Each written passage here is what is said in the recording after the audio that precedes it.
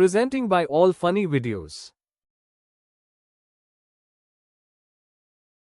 किराएदार बेटा। उठ जा नालायक, सुबह के 8 बजने को है। तुझे एग्जाम नहीं देना क्या? थोड़ी देर और सोने दीजिए ना पापा। तू उठता या फिर मैं तेरे ऊपर पानी फेंकूं? रोज गधों की तरह सोता रहता है, पेपर की कोई टेंशन ही नहीं है। और एक हमारा समय था जब हम पेपर में फेल होने के डर से रात भर पढ़ा करते थे, सो ही नहीं पाते थे। तो क्या आप उसका बदला मुझसे लेंगे? मैं 15 मिनट बाद उठ जाऊंगा, आप प्लीज जाइए, मुझे डिस्टर्ब मत कीजिए। इतना कहकर रौनक रजाई ढककर फिर से सो जाता है। तू वैसे नहीं मानेगा, रुक मैं अभी पानी लेकर आता हूं। बस फिर क्या था, इतना कहकर वो भागते हुए बाथरूम में जाते हैं और पानी की एक बड़ी सी बाल्टी लाकर रौनक के ऊपर फेंक देते हैं। पानी पड़ते ही रौनक झट से उठ जाता है। ये आपने क्या किया पापा? अब तो उठेगा नहीं तो यही करना पड़ेगा ना। वैसे थैंक्स डैड, आपके कारण ना अब मुझे नहाने की भी जरूरत नहीं पड़ेगी। चलिए अब आप माँ से बोलकर मेरे कपड़े निकलवा दीजिए, तब तक मैं ब्रश कर लेता हूँ। वैसे कल ना आप एक काम और करना, नहलाने के साथ साथ मुझे ब्रश भी करवा देना। ये ब्रश करने में ना मुझे बहुत आलस आता है। रौनक की बातों से अरविंद का मुंह खुला का खुला रह जाता है। वो अपनी पत्नी कमला के पास जाता है और रौनक की हरकतों के बारे में बताता है, जिसे सुन उसकी पत्नी हंसने लगती है।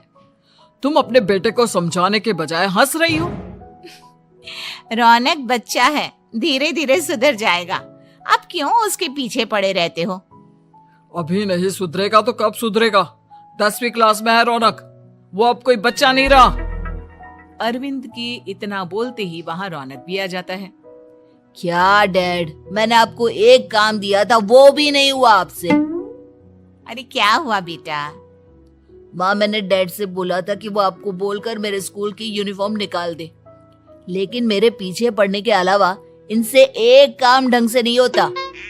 देख रही हो कमला, देख रही हो अपने लाडले को? अरे आप चुप रहिए जी।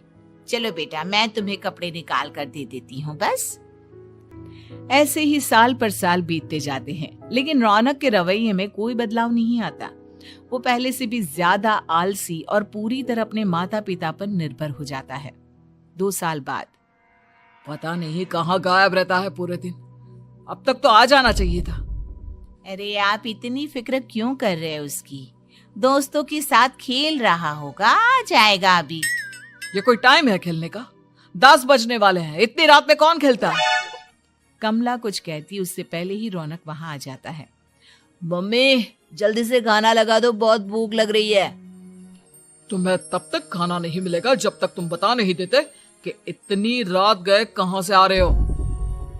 ओ प्लीज डैड, अब आप एसी पे प्रद्युमन बनकर मेरे सर पर बंदूक लेकर मत बैठ जाना। अपनी फालतू की बकवास बंद कर और बता कहां से आ रहा है। माँ अब समझाइए ना डैड को। बता देना बेटा, इनको भी तसल्ली हो जाएगी। आप बोल रही हैं तो बता देता हूँ, मैं दोस्तों के साथ मूवी देखने गया था, इसलिए देर हो गई।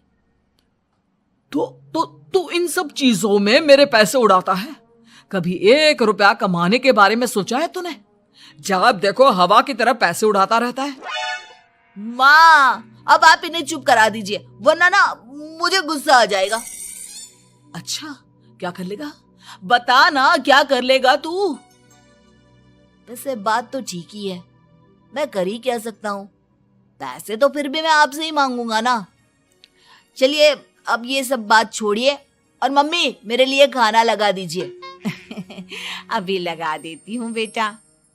मैं बता रहा हूँ कमला, एक दिन ये ऐसे ही बिगड़ जाएगा। ओफो, आप क्यों इतना पीछे पड़े रहते हो मेरे बच्चे के? बात की बाद में देखेंगे, अभी आप शांति से उसे खाना खाने देंगे। अगले दिन डैडी मुझे 10,000 रुपए चाहिए। हाँ? अब इतने पैसे क्यों चाहिए तुझे?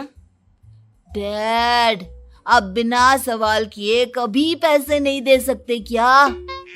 जब तक तू बताएगा नहीं तुझे पैसे भी नहीं मिलेंगे। अरे अब आप अपने बेटे को पैसे भी नहीं दे सकते? नालायक, तेरी उम्र के लोग नौकरी करते हैं और एक तू है जो नौकरी करने का नाम ही नहीं लेता कभी। आप लोगों के होते हुए भला मैं नौकरी क्यों करूं? अरे हम कब तक पैसे देंगे तुझे? तुझे भी तो अपने पैरों पर खड़ा होना होगा ना। कौन सा उधार के पैरों पर खड़ा हूं? अपने ही तो पैरों पर खड़ा हूं मैं। इसी तरह रौनक दिन प्रतिदिन लापरवाह होता जाता है। उसकी लापरवाही को देखते हुए अरविंद और कमला अपने बेटे की शादी कराने का फैसला लेते हैं और 1 महीने के अंदर अंदर ही रौनक की शादी मेघा नाम की लड़की से करा देते हैं। शादी के कुछ दिन बाद, रौनक, मुझे एक अच्छी सी साड़ी चाहिए, आप ला दोगे ना? हाँ, क्यों नहीं। कितने तक की आती है साड़ी? यही करीब 5,000 तक की। तुम चिंता मत करो, मैं आज ही डैडी से पैसे मांगकर तुम्हारे लिए साड़ी ले आऊंगा। आप कब तक ऐसे ही अपने पापा से पैसे मांगते रहेंगी? कोई अच्छी सी नौकरी क्यों नहीं कर लेते आप?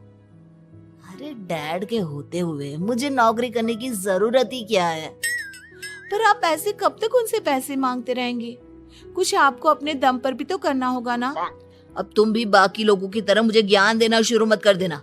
साड़ी चाहिए ना तुम्हें, मिल जाएगी बस। इतना कहकर रौनक अपने पिता से पैसे मांगने चला जाता है। डैडी, मुझे 5,000 रुपया चाहिए। अब 5,000 क्यों चाहिए तुझे? वो मेघा को साड़ी चाहिए थी। अरविंद आगे बिना कुछ कहे चुपचाप उसे पैसे निकाल कर दे देता है। कुछ दिन बाद, तुम्हें नहीं लगता कमला, रौनक हम पर पहले से भी ज्यादा डिपेंड हो गया है?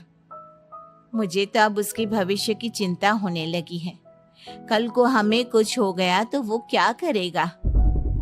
काश तुमने पहले ये सोच लिया होता तो आज हमारा बेटा इतना लापरवाह नहीं होता। तब मुझे कहाँ पता था कि मेरा लाड़ प्यार उसे इतना बिगाड़ देगा कि वो इस हद तक लापरवाह बन जाएगा। कोई बात नहीं, अभी भी देर नहीं हुई। मुझे पता है उसे कैसे सुधारा जा सकता है। कैसे? अरविंद कुछ कहता उससे पहले रौनक वहां आ जाता है और पैसों के लिए हाथ फैलाने लगता है। डैड, मैं और मेघा बाहर घूमने जाना चाहते हैं। अरे वाह, ये आज सूरज कहाँ से निकला है? Dad please. अच्छा चलो अब मुद्दे की बात करो। मुझे अब 25,000 चाहिए। अब तुम्हें 1 रुपया भी नहीं मिलने वाला। अगर तुम्हें पैसों की इतनी ही जरूरत है तो कोई ढंग की नौकरी कर लो। मम्मी, आप कुछ कहिए ना डैड को। बेटा, वो गलत क्या बोल रहे हैं? ये सब हम तेरे भले के लिए ही तो कर रहे हैं। मम्मा, मैंने बताया ना आपको, मुझे नहीं करनी कोई जॉब वॉब। तो ठीक है, निकल जाओ हमारे घर से। तुम्हारे जैसे लोगों के लिए मैंने ये घर खड़ा नहीं किया है। जितना ये घर आपका है ना, उतना ही मेरा भी है। मैं कहीं नहीं जाने वाला।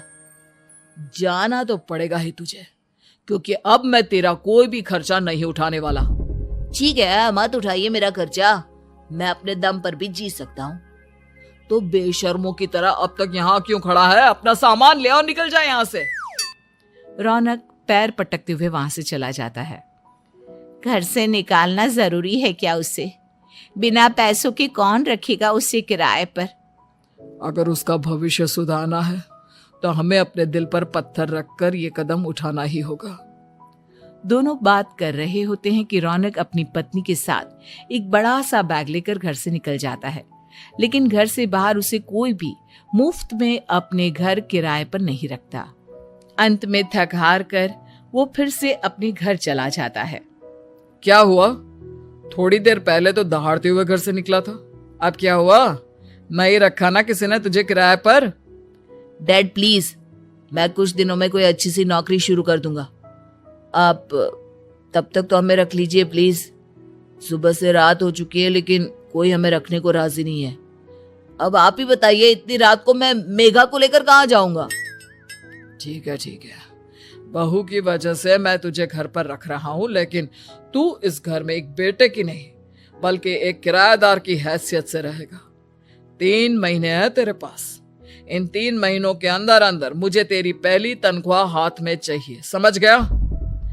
पक्का डैड, इन 3 महीनों के अंदर अंदर तो कोई बढ़िया सी नौकरी ढूंढ ही लूंगा मैं। ऐसे ही धीरे धीरे समय बीतने लगता है और अरविंद के दिए 3 महीनों में से 2 महीने बीत चुके होते हैं। पापा जी ने हमें 3 महीने दिए थे, जिसमें से 2 महीने तो बीत चुके हैं। अब ये आखिरी महीना बचा है। अरे तुम चिंता मत करो, आज मेरा ना 2 जगह इंटरव्यू है, दोनों में से कहीं ना कहीं तो जॉब लग ही जाएगी। अच्छा, all the best. Raunak interview के लिए निकल जाता है, जिसके बाद शाम में रौनक घर आता है। कैसा गया इंटरव्यू? आपकी नौकरी लगी या नहीं? अरे पहले सांस तो ले लेने दो अच्छे से। बताइए ना, मुझसे तो जरा भी इंतजार नहीं हो रहा है। वो दरअसल बात यह है कि मेरी नौकरी तो लग चुकी है, लेकिन पैसे बहुत कम है। कितने पैसे हैं? 15,000। इतने में अरविंद और कमला मिठाई का डिब्बा लेकर आ जाते हैं। बधाई हो बेटा। हम जानते थे तेरी जॉब जरूर लगेगी। लेकिन मेरी सैलरी बहुत कम है मम्मा।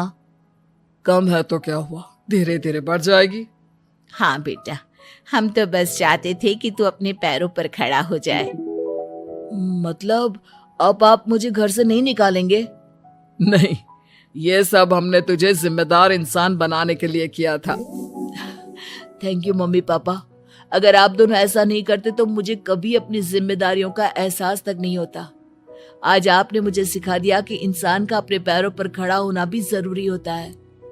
इतना कहकर रौनक झट से अपने माता पिता के गले लग जाता है और अपनी कमाई की पहली तनख्वाह वो अपने माता पिता के हाथ में सौंपता है। इस तरह